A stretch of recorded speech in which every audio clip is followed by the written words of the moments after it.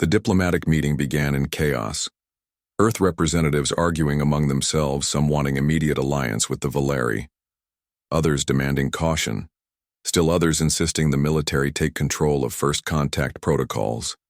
Susan watched. From the back of the room, her newly enhanced perception allowing her to see the resonance patterns swirling around each person. Fear, excitement, suspicion, hope, all visible to her now as colors and vibrations. Lyra stood calmly in the center of the storm, her presence commanding attention without effort. When she finally spoke, the room fell silent. "People of Earth," she began, "we came seeking potential, and we have found it beyond our expectations. You stand at a crossroads, a moment that will define your species for millennia to come." Stern woman in a formal suit stepped forward, Secretary Monroe, representing the United Earth Council. She said, "We appreciate your interest in our world, but we need assurances. What exactly does membership in your coalition entail?" Lyra gestured, and a three-dimensional star map appeared in the air between them, showing hundreds of worlds connected by shimmering lines. "The coalition is not a government," she explained. "It is a network of knowledge and mutual protection. Each species maintains its sovereignty while contributing its unique perspectives and abilities." "What would Earth contribute?" asked a military officer, suspicion evident in his tone. Lyra turned her golden gaze to Susan, who felt suddenly exposed as everyone followed the alien's gaze. "Is this why you're interested in us, because of her abilities?" Another diplomat asked. "Not just her," Lyra clarified. "Though she has shown exceptional potential, humans as a species have qualities we value: adaptability, creativity, the ability to make intuitive leaps between seemingly unconnected concepts. These are rare in the galaxy." The secretary looked thoughtful. "And what would Earth receive in return?" "Protection. Knowledge, technology," Lyra replied. "Advancement that would take your species centuries to develop independently. And if we decline?" Susan could feel the tension rise in the room at the secretary's questionly. "Showed no offense. We would respect your choice," she said, "but we could not prevent others from making contact. The Scarax have already found you, and there are less benevolent species in the galaxy. Once a world is discovered, it rarely remains isolated." The negotiations continued for hours. Susan, growing more exhausted as her enhanced perception made her aware of every subtle shift in the room, every hidden agenda, every flash of emotion. Finally unable to bear it any longer, she slipped out into the corridor, seeking quiet. She found an observation room, empty and dark, except for the glow of Earth visible through the viewport sitting in the dim light. Susan tried to process everything that had happened in the last 2 days, how her life as an ordinary mechanic had transformed so completely. "You carry a heavy burden now," a voice spoke. From the shadows, Susan turned to find the Scarax commander had somehow come aboard the station. He was even more imposing in person, his gray-scaled body towering over her, multiple eyes fixed on her face. "How did you get here?" she asked, reaching instinctively for the resonance field around her. The commander made a gesture that might have been amusement. "We have our methods," he said, "just as your species has its surprises." "What do you want?" Susan asked warily. "To see for myself what kind of being could change centuries of Scarax policy with a single conversation." The commander replied. "You are not what we expected." Susan smiled slightly. "I'm learning that nobody expected much from me, including myself." The commander moved closer, his resonance pattern complex and ancient to Susan's perception. "I have lived for 700 of your years, collected specimens from 1,000 worlds," he said, "yet never encountered anything like what you did today. It wasn't just me." Susan said honestly, "It was the merge with Lyra, the Valeri knowledge." The commander shook his massive head. "No, the Valeri have tried for centuries to show us another path. We refuse to see it. You found a way to make us understand that is uniquely human." Susan considered this. A mechanic looks for the root of problems, she said. "Not just the symptoms. Maybe that's all I did." "You diminish your achievement," the commander said. "But perhaps that too is human. Tell me, do your people understand what you have become, what it means for your species?" Susan sighed. "They barely understand what's happening. They certainly don't comprehend what a resonator is or what I've experienced." The commander nodded. "Then you should know. The Valeri are not telling you everything," he said. "Resonators are more than diplomats. More than peacekeepers, they are nexus points around which galactic events pivot. The emergence of a human resonator will change the balance of power throughout known space. Why are you telling me this? Susan asked. Because choice matters, the commander replied. Even to the Skirax. What you choose to do with your abilities will affect countless worlds, including mine. I would have you make that choice with full knowledge. Before Susan could respond, the door opened, and Lyra entered, her skin pulsing with agitation when she saw the Skirax commander. What are you doing here? She demanded. The commander straightened to his full, intimidating height. Fulfilling my duty as a collector, he said. Preserving knowledge, providing context. Something you seem reluctant to. Lyra's colors darkened. She is not ready. I disagree, the commander replied then to Susan. Consider carefully, human, what future you wish to shape. Then he simply vanished. Lee returned to Susan, her expression troubled. What did he tell you? Susan met her gaze evenly. That resonators are more important than you've explained. That I'm some kind of nexus point. Is that truly? Seemed to deflate her perfect posture. Faltering. Yes, she admitted, resonators can perceive and manipulate the connections between all things, not just individuals but societies, species, entire civilizations. They can strengthen bonds or sever them, heal wounds or create them. And you didn't think I should know this? Susan asked. Lyra moved to the viewport, looking out at Earth. We feared it would be too much, she said. Your species is young, your understanding of your place in the galaxy still forming. The responsibility of a resonator is enormous. It can consume those unprepared for its use. And joined her at the window. I fixed engines and life support systems, she said quietly. I kept people alive by maintaining the connections between parts, making sure everything worked together. Maybe this isn't so different, just a bigger machine. Lyra made the sound like bells that Susan now recognized as laughter. Perhaps that is why you succeeded where others failed, she said. You see the galaxy as something that can be repaired. A subtle vibration ran through the station. Susan felt it. Before the alarm sounded, her enhanced senses detecting the disturbance in the resonance field. Something is wrong, she said already. Moving toward the door, they ran to the command center, finding it in chaos. Massive energy signatures detected approaching Earth. Martinez reported multiple vessels, larger than anything we've seen. The tactical display showed dozens of ships emerging from what appeared to be tiers in space, massive crystalline structures that dwarfed even the Skirax vessels. What are they? Susan asked, feeling dread pool in her stomach. Lyra had gone completely still, her skin losing its shimmer. They are the Void Collective, she whispered, beings that exist partially outside normal space. They consume resonance energy, they are drawn to it. And we just lit up like a beacon. Susan realized, with the merge, the resonance field. Everything we did, Lyra nodded. They must have detected your awakening, your potential. The energy we released during the merge. The Skirax commander appeared on the main view screen. The Void Collective has arrived, he announced. Prepare for evacuation. Martinez looked bewildered. Evacuation to where there aren't enough ships to evacuate the station, let alone Earth. The Void consumes worlds, the commander explained flatly. They feed on life energy, on consciousness. Itself they cannot be reasoned with. They cannot be fought by conventional means. Susan felt the weight of understanding settle over her. This is why resonators are so important, she said to Lyra. They can fight the Void. Can't they? Lyra met her gaze. We can try, she confirmed, but few have succeeded. Susan turned to Martinez. Evacuate as many as you can, she said. Start with the diplomats, the command crew. Martinez frowned. What are you planning? Night. Susan looked at Lyra, then at the approaching Void. Ships, I'm going to fix this, she said simply. Martinez started to protest, but something in Susan's expression stopped her. Be careful, Knight, she said finally. That's an orders. Susan nodded, then turned to Lyra. I need to get back to your ship. I need the resonance pool. As they rushed toward the docking bay, alarms blaring around them. Susan felt a strange calm settling over her. The human part of her was terrified, but the resonator part, the part that could see the patterns, knew there was a solution. The Skirax commander joined them halfway to the bay, moving with surprising speed for his size.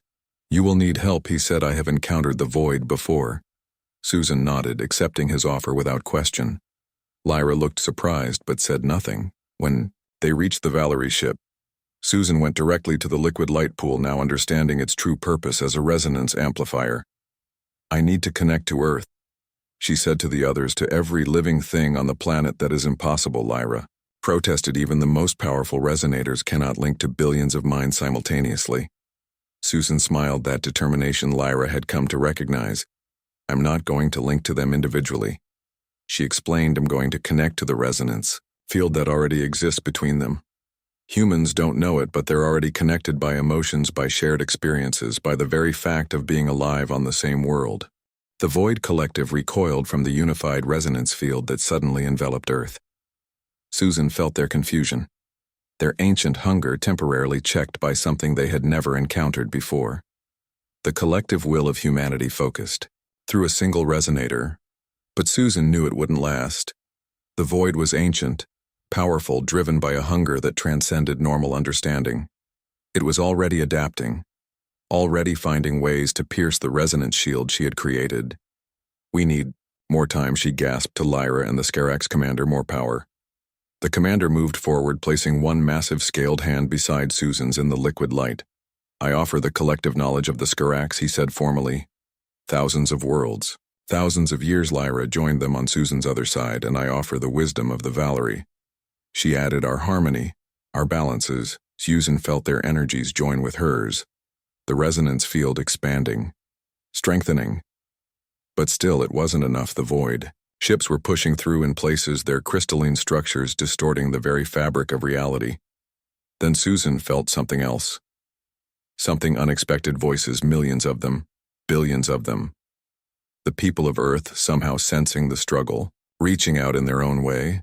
On the surface below, people joined hands. Strangers embraced families, huddled together in the face of the unknown threat in their skies. They prayed, they hoped, they feared. But most importantly, they connected to each other. Susan channeled it all, taking the raw human emotion and refining it through the resonance amplifier, shaping it into something the void could understand. "You cannot have this world," she projected into the collective consciousness of the void. "Not because we will fight you, though we will not. Because we fear you, though we do. But because we are connected to it and to each other in ways you cannot consume." She showed the void the complexity of human connection. Love between parents and children, friendships that spanned decades, the subtle bonds between strangers who had never met but shared common experiences. She showed them art, music, literature, all the ways humans reached across the void of individual consciousness to touch one another. The void hesitated again, longer this time. Susan sensed confusion in its ancient consciousness. "Why do you resist?" came a thought so alien. Susan almost couldn't comprehend it. All things return to the void. All connections break in the end. Susan pushed back, with the full force of human stubbornness. "Because we choose to," she replied. "Because that's what humans do. We fix things, we connect things, we build things, even knowing they won't last forever. Especially knowing they won't last forever, through the resonance field." Susan sensed a new presence joining them.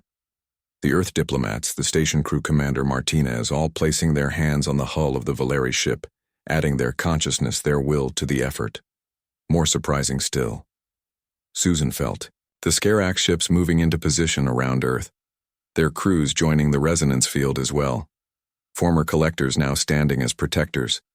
The Void Collective surged forward, one final desperate attempt to break through the unified field. Susan felt her consciousness stretching to its limits, her physical body beginning to fail under the strain. In that moment when all seemed lost, Susan remembered something from the Valerie knowledge, something about resonance at its most fundamental level. It wasn't just about connections. It was about harmony, finding the right frequency, the perfect balance with the last of her strength. Susan altered her approach. Instead of fighting the void, she listened to it, feeling its ancient rhythms, its patterns. She found what she was looking for, the fundamental frequency of the void itself, and she began to sing. Not with her physical voice, but with the resonance field itself matching the void's frequency, then subtly altering it, creating a counter-harmony that didn't destroy but transformed the void. Energy began to shift to change. What was consumption became contribution. What was hunger became fulfillment. Across Earth, people heard it, not with their ears but with something deeper. A song that seemed to vibrate in their very cells, a melody ancient and new. All at once it lasted only moments, but in those moments humanity glimpsed something beyond normal understanding. A connection to the universe itself. The void ships began to change their crystalline structures, shifting, becoming translucent, then transparent, then simply light.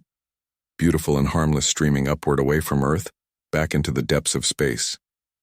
Susan collapsed, the liquid light receding from her body. Lyra and the Scarx commander, catching her before she hit the floor. Did it work? She whispered, her voice barely audible. The commander nodded, his multiple eyes blinking in what might have been astonishment. You did not destroy them, he said. You changed them. I have never seen such a thing. Lyra was staring at Susan with something like reverence in her golden eyes. You harmonize with the void, she said softly. You found balance where none thought possible. Susan managed a weak smile. Told you. She murmured, I'm good at fixing things. Days later, when Susan had recovered enough to leave the medical bay, she found the station transformed. Representatives from a dozen coalition species had arrived. Earth was the center of galactic attention. Martinez found her in the observation lounge, staring out at the diplomatic vessels gathered around the station. How are you feeling, Knight? The commander asked, her voice gentler than Susan had ever heard it. Different, Susan replied honestly. I can still feel them, all of them. Earth, the station, the ships, everyone connected. Martinez nodded awkwardly. I never thought I'd say this to a mechanic, but it seems you've been promoted. Susan looked at her quizzically. Earth Council has created a new position, Martinez explained. Resonance ambassador. They want you to represent humanity to the coalition. Susan laughed softly. From fixing engines to fixing interstellar relations. Quite a career change. Martinez smiled, something she rarely did. You were never just a mechanic, Knight. She said you were always someone who could see how things fit together, how to make them work. That's what Earth needs now more than ever. Lyra entered the lounge, her shimmering form now familiar and comforting to Susan. The council awaits your decision, she said. They are eager to begin formal negotiations. Susan took a deep breath, feeling the weight of responsibility settling on her shoulders, but also feeling the connections that supported her. Earth, the coalition, even the transformed void, all part of a greater pattern. She was only beginning to understand. I'll need a team, she said. People who see things differently.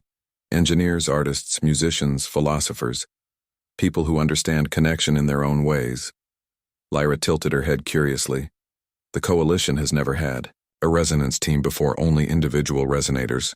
Susan smiled. That's the human contribution, she explained. We work better together. As Susan Knight, former mechanic, now Earth's first resonance ambassador, walked into the council chamber, she felt the pattern shifting around her. The connections between species, between worlds, between ideas changing, forming new configurations. This was just the beginning. She knew Earth taking its place among the stars. Not as a conquered world, not as a junior partner, but as something unique, a species whose greatest strength was its ability to connect, to fix, to harmonize, somewhere in the vastness of space. The transformed void energy moved in new patterns, no longer consuming but creating, no longer hungry but fulfilled. And on a small blue planet, billions of humans went about their daily lives unaware of how close they'd come to extinction, unaware of the resonance field that connected them all, unaware that their collective will, their shared humanity, had saved them all except one former mechanic who had looked into the void and instead of fighting it had fixed it. Sometimes the most extraordinary defenders come in the most ordinary packages. The second day began with tension. Susan woke to find the entire station buzzing with news. Earth governments were in emergency sessions. Military vessels were being deployed to positions near the station, and everyone wanted to know why the aliens had focused on a simple mechanic. Commander Martinez called Susan to the command center, where representatives from Earth were visible on the main screen via video link. This is the woman, asked a stern-faced official. Susan Knight, station mechanic. Level 3, Sir, Martinez confirmed. Susan shifted uncomfortably as several officials scrutinized her through the video feed. Miss Knight, we understand the aliens expressed special interest in you, one said. Do you have any idea why? No, sir, Susan replied. Honestly, I'm just good at fixing things. The officials conferred among themselves before turning back to the screen. We are sending a diplomatic team. They announced they will arrive in 6 hours. Until then, maintain minimal contact with the aliens after. The call ended. Martinez sighed heavily. Politics, she muttered now. Well, have bureaucrats crawling all over my station? Susan was about to respond when the communication system activated Station Alpha. This is Emissary Lyra. We request permission to return and continue our dialogue. Specifically, we wish to speak with Susan Knight Martinez. Looked at Susan, who nodded nervously. Permission, granted. Martinez replied. The docking bay is ready for your arrival. When the 3 Valerie emissaries entered the station, this time they brought objects with them, crystalline devices that hovered in the air behind them without any visible means of support. Susan watched as Lyra approached her directly. Human Susan. We bring the second test, she said, her voice musical and formal. What is the test? Susan asked, trying to keep her voice steadily. Red gestured, and one of the crystal devices floated forward. It was about the size of a basketball, faceted and glowing with inner light. This is a resonance matrix, Lyra explained. It contains problems to be solved, puzzles of energy and matter that reveal aptitude for higher understandings. Susan looked at Martinez, who nodded encouragingly, then took the floating crystal in her hands. Immediately it lit up brighter, patterns of light swirling within its depths. What do I do with it? She asked. Lyra tilted her head. The light shows you have compatibility. Now you must listen. The problems will present themselves to your mind. Susan concentrated on the crystal in her hands. At first nothing happened. Then suddenly she felt it, a gentle pressure in her thoughts, images and concepts flooding in. She gasped, nearly dropping the device.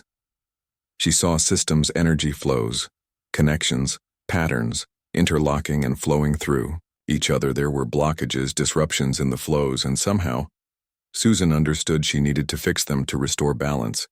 Without thinking, she began to manipulate the crystal, turning it in her hands, pressing on certain facets as the patterns in her mind guided her. The crystal responded, changing color, shifting beneath her fingers.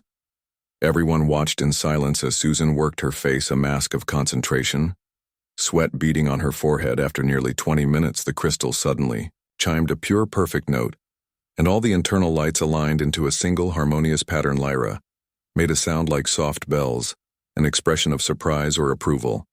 It takes most candidates days to solve the first-level puzzle, she said. Yet, you did it in minutes. Susan blinked, coming back to herself. What was that? She asked, her voice shaky. That was a test of your ability to perceive and manipulate energy fields. Lyra explained. The crystal shows us your natural affinity for balance and harmony. The second Valerie Nara stepped forward, her golden eyes wide with excitement. She is a resonator, Lyra, she exclaimed in their musical language. A natural one. Lyra nodded. We have not encountered a natural resonator in 700 cycles. She replied. They are supposed to be theoretical. Susan looked between them, confused. What are you talking about? What is a resonator? Lyra turned to her. A resonator is one who can perceive and adjust the energy patterns that connect all living things. She explained. Your people might call it empathy, but it is far more. It is the ability to see the connections between all things and heal them when they are broken. Is that why you chose me? Susan asked. Because I'm good at fixing things, in a manner far more profound than you realize, Lyra confirmed. Martinez stepped forward. What does this mean for Earth? She asked directly. Lyra turned her golden gaze to the commander. It means your species has potential beyond what we expected, she said. It means your place in the coalition is assured if you choose to accept it. Before Martinez could respond, alarms blared throughout the station. Commander, unidentified vessels approaching fast. The tactical officer called out. They don't match any known configuration, and they're not responding to hails. Lyra and the other Valerie stiffened, their skin pulsing with rapid color changes. They found us, Lyra whispered. Who? Asked Martinez. The Scarax. Lyra replied.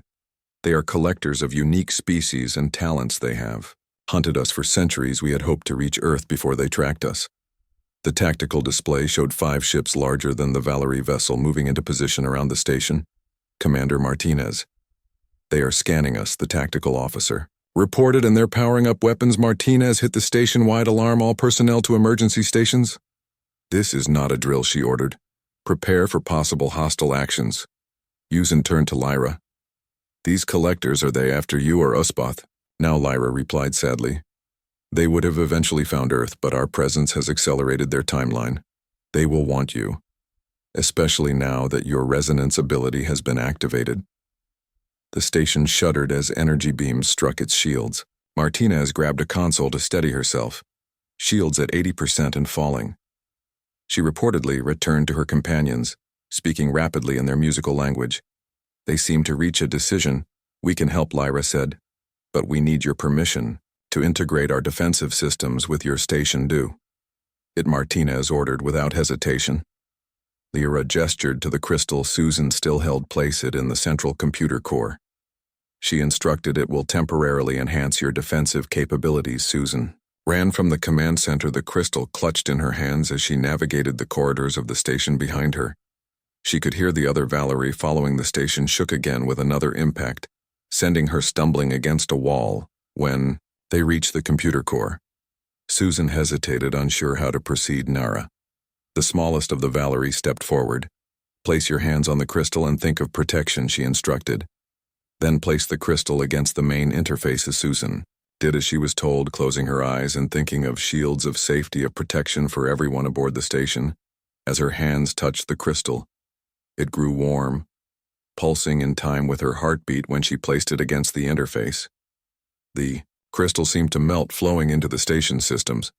Immediately, the lights changed color, bathing everything in a soft golden glow. In the command center, Martinez watched in amazement as the shield indicators suddenly jumped to 200% capacity. The Skarax ships fired again, but the beams dispersed harmlessly against the enhanced shield show.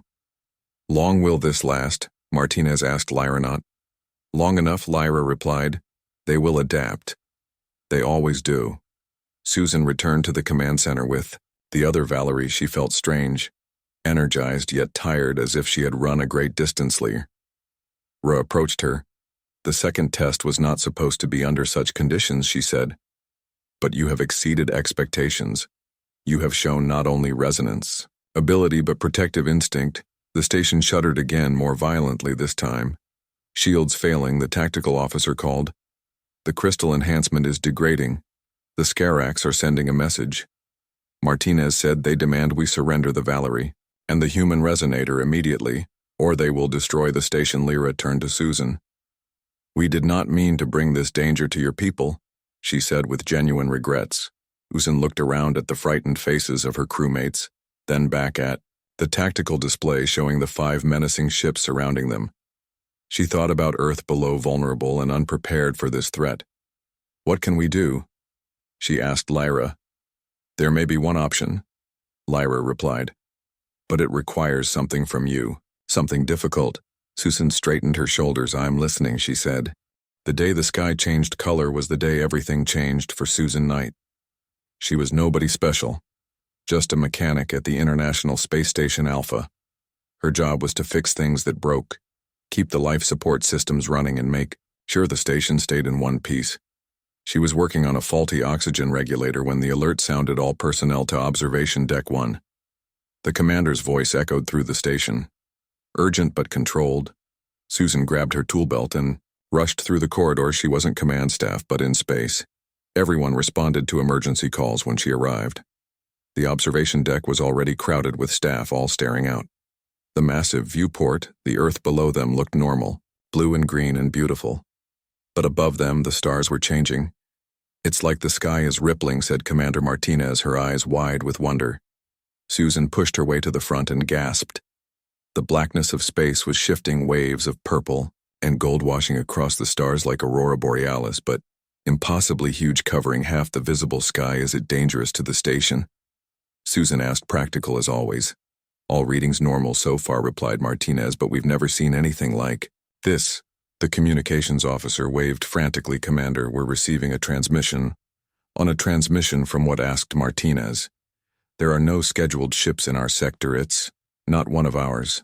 Sir, it's not from Earth at all. The observation deck went silent, everyone staring at the communications officer whose hands were shaking slightly as she adjusted her headset. "Put it through," Martinez ordered. A sound filled the room like crystal bells and flowing water, somehow forming words in a voice that was distinctly female. "Greetings, people of Earth, we are the Valerie, we come in peace and seek dialogue." Martinez looked around the room, her face pale but composed. "We need to contact Earth Command immediately," she said. "They need to know we're in first contact situation." Within hours, the station was in chaos. Earth governments arguing over who should respond, how to respond, whether to respond at all. Susan found herself assigned to a team preparing a module for possible visitors. Her mechanical expertise suddenly vital. Martinez pulled Susan aside as she was reinforcing the airlocks on the visitor module. "I need someone I can trust on this team." She said, "Someone who notices details. I'm just a mechanic." Susan replied, confused. "Exactly." Martinez nodded. "You see how things work, how they fit together. I need those eyes now more than ever before." Susan could respond. The station shuddered slightly and the lights flickered. "They're here," whispered someone. A ship had appeared beside the station seemingly. Out of nowhere, it was beautiful, like flowing liquid metal shaped into an oval with no visible engines or windows. It simply existed in space. Perfect and impossible. "A delegation will dock with your station in 1 hour," came the crystal voice. "We send 3 representatives, we mean no harm." Susan worked frantically with her team to finish preparations, checking atmospheric levels, securing loose equipment, making sure the visitor module was ready. She tried not to think about the fact that she would be among the first humans to meet aliens when the airlock opened. Susan held her breath along with everyone else in the room. The first figure that stepped through was tall, at least 7 feet, with skin that shimmered between purple and gold like the sky had earlier. The alien was clearly female, with features almost human but more refined, more perfect. She wore something like a flowing robe that seemed part of her body rather than separate clothing. Behind her came 2 more figures similar, but slightly smaller.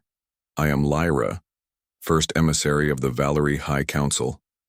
The tallest alien spoke, her voice the same musical quality they had heard earlier. "We come with knowledge and friendship." Martinez stepped forward. "I am Commander Elena Martinez of Earth Space Station Alpha.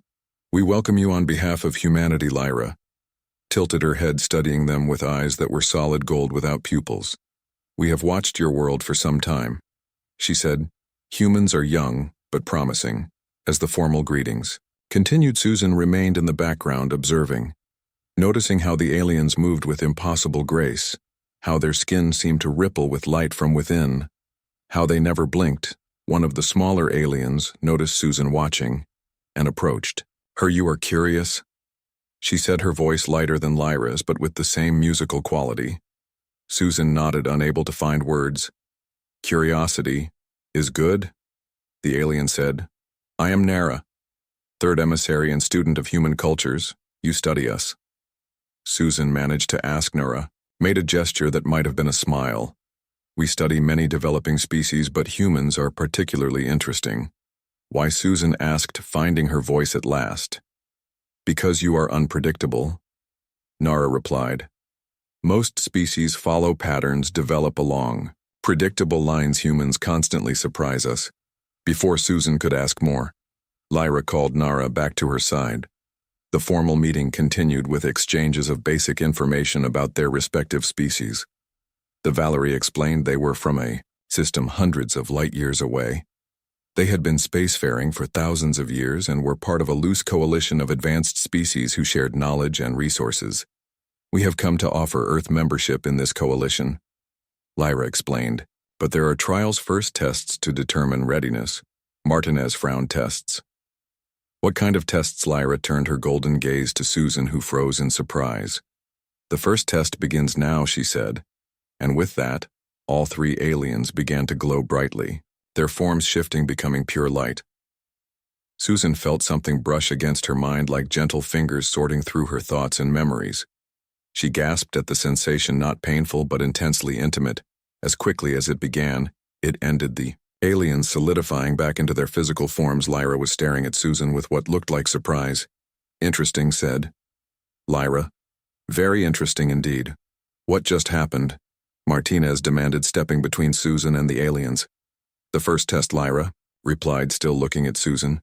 We examined your people for compatibility with the coalition and found something unexpected. What? Susan asked, her heart pounding in her chest. Potential, Lyra replied simply. You humans have untapped abilities that most species lack, especially this one. She gestured at Susan. Me? Susan asked, confused. Nobody specially, made that same not quite smile. Nara had shown earlier that is exactly what makes you perfect, she said. The ones who think themselves ordinary often carry the most extraordinary gifts. As the meeting concluded, and the aliens returned to their ship with promises to return the next day, Susan found herself unable to sleep, her mind racing with questions. Martinez found her in the observation lounge, staring out at the alien ship still hovering beside the station. They singled you out? Martinez said, sitting beside her. Susan nodded. I don't understand why, she said. Just a mechanic, I fix things. Perhaps that's exactly what they need, Martinez suggested. Someone who can fix things that are broken. Susan watched as ripples of light played across the alien vessel, wondering what tests would come next, and why she of all people had caught the attention of beings from across the stars. Sometimes the most extraordinary defenders come in the most ordinary packages. Lyra led Susan to a quiet corner of the command center, while Martinez continued coordinating the station's defenses. What I am about to suggest has never been attempted with a species as young as humans. Lyra said, her golden eyes serious. But I believe you may be capable. Tell me, Susan insisted. I'm willing to try anything. Replaced her shimmering hands on either side of Susan's face, not quite touching her skin. A resonance merge, she explained. It would temporarily join our minds, allowing you to access Valerie knowledge and abilities while I access your unique human perspective. Together, we might find a solution the Scarax would not anticipate. Is it dangerous? Susan asked. Lyra hesitated. There is risk, she admitted. Your mind is not evolved for this type of connection. It could overwhelm your neural pathways. In other words, it could fry my brain, Susan said with grim humor. That is an accurate if simplistic description, Lyra confirmed. Susan looked at the tactical display. The Scarax ships were moving closer. Their weapons charged, the station shields were failing, and Earth was defenseless below. Do it, she said. Lyra nodded, then placed her forehead against Susan's. The contact was like touching a live wire. Susan's mind exploded with sensation. Images, memories, knowledge. Thousands of years of Valerie experience flooded into her consciousness. She saw the Valerie homeworld crystal cities floating among clouds. She experienced the discovery of resonance technology, the development of their peaceful civilization spanning centuries. She witnessed their first contact with the Scarax. How the collectors had coveted Valerie. Abilities had hunted them across galaxies. Through it all, Susan maintained her sense of self, clinging to her human identity. Even as Valerie knowledge filled her mind, she began to understand resonance not just as a concept, but as a fundamental force, connecting all living things. When Lyra finally pulled away, Susan staggered, nearly falling. Nara caught her, steadying her. As the knowledge settled into her transformed consciousness, I understand now, Susan whispered. I know what we need to do. Martinez approached them, concern on her face. Whatever you're planning, do it fast, she said. The diplomatic team from Earth is arriving in 1 hour, and the Scarax are threatening to destroy them on approach. Susan turned to Lyra. We need to get to your ship, she said. Lyra nodded, then addressed Martinez. We must temporarily leave the station. Our ship has capabilities. Yours does not. Martinez looked skeptical but nodded.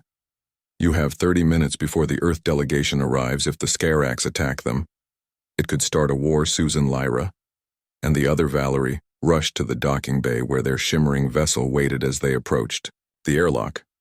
The ship seemed to recognize them, the entrance dilating open without command inside. The ship was unlike anything Susan had imagined. No control panels, no visible technology, just a large open space with what appeared to be a pool of liquid light in the center. This is the heart of our vessel, Lyra explained. It responds to resonance commands, to thoughts and intentions, thanks to the merge. Susan understood. She approached the pool of light and placed her hands just above its surface. The ship responded immediately. The walls becoming transparent, showing the space around them, Susan could see the station, the Skarax vessels, and in the distance a small ship approaching Earth delegations. She closed her eyes, focusing on what she had learned. During the merge, concentrating on the resonance patterns that connected all things in that moment, Susan could feel everything. The station crew nervous but determined, the Valeri hopeful but afraid, the Skarax aggressive and predatory, and most surprisingly, Earth itself, a vast chorus of life and consciousness beneath them. The liquid light rose, forming tendrils that wrapped around Susan's arms, not binding but connecting her to the ship's systems. "What are you doing?" Nara asked, watching in fascination. Susan opened her eyes, which now glowed with the same golden light as the Valeri's. Turning the Skarax strength against them, she said. She directed the ship away from the station, moving toward the Skarax vessels, which immediately began tracking them. The largest Skarax ship fired a warning shot across their bow. "Surrender," the resonator came, a harsh transmission. Susan smiled. "Surrender is not what I had in mind," she replied. She plunged her hands into the liquid light, feeling the ship's systems merge. With her consciousness with delicate precision, she began adjusting the resonance fields around the Valerie vessel, extending them outward. Invisible to Skarax sensors, but powerful in effect, the Skarax fired again, this time aiming directly for them. Susan didn't try to dodge. Instead, she caught the energy beam in her extended resonance field and began to modify its pattern. The beam twisted, curving back toward the Skarax ships, splitting into 5 separate streams, each targeting one of the enemy vessels, not as an attack but as a connection. "I see what you're doing," Lyra whispered with awe. Susan nodded. Through the energy beams, she established resonance links to each Skarax ship. Then through those links to the Skarax themselves, she could feel their surprise, their confusion as an unfamiliar presence touched their minds. "This is Susan, Knight of Earth," she projected through the resonance links. "I offer you a choice." The Skarax commander, a massive being with gray-scaled skin and multiple eyes, appeared on a view screen that formed from the liquid light. "What trickery is this?" he demanded. "How are you in our systems?" "I'm not in your systems," Susan replied. "I'm in the space between us, the connections that bind all living things. You call it the void current, we call it resonance. Impossible." The commander growled. "Resonance manipulation at this level would take centuries to master." Susan smiled. "Perhaps for Skarax," she said. "But humans have an advantage. We spend our lives fixing broken things, connecting parts that don't fit, finding harmony in chaos." She could feel the Skarax commander's rage building, his fear of something he couldn't understand. Susan pushed deeper into the resonance link, finding the patterns that defined Skarax society. Their hierarchies, their beliefs, their fundamental drive to collect and possess. "I understand you now," she said softly. "You believe collecting unique species preserves them, protects their abilities from being lost to time. You think you're saving the galaxy," the commander faltered. "How could you know our sacred purpose?" "Because I can see the patterns," Susan explained. "But your methods destroy what you seek to preserve. When you take by force, you break the very resonance that makes each species unique." Through the link, Susan sent images of how collection could become cooperation, how knowledge freely shared grew stronger, while knowledge taken withered and died. She showed the Skarax a different path, one where they could still fulfill their purpose, but through alliance rather than conquest. The Skarax ship's weapons powered down one by one. "You are unlike any human we expected," the commander said finally. "What do you propose?" Susan felt Lyra's approval as she answered. "Join us. Join the coalition as equals. As protectors of knowledge rather than collectors, let Earth take its place in the galactic community and help us build something greater than any one species could achieve alone." The commander was silent for a long moment.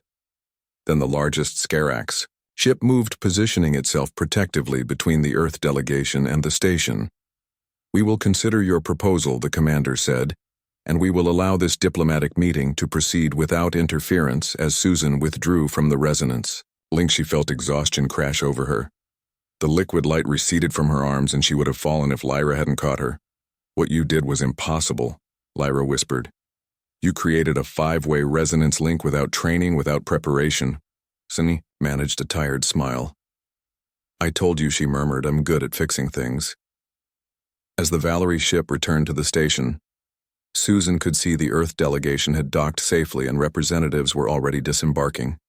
Martinez was waiting for them, her expression a mixture of relief and amazement.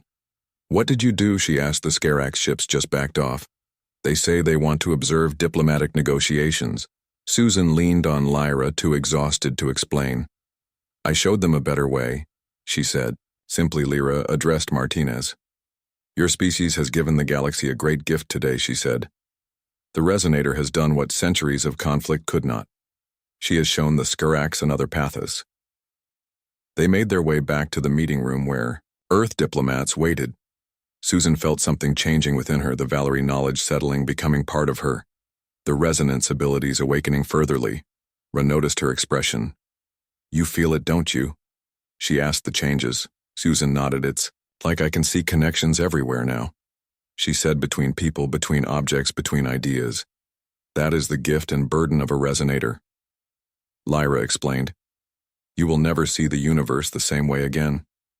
Susan looked toward the room where humanity's future among the stars would soon be decided. "Good," she said with determination, "because the old way wasn't working so well anyway."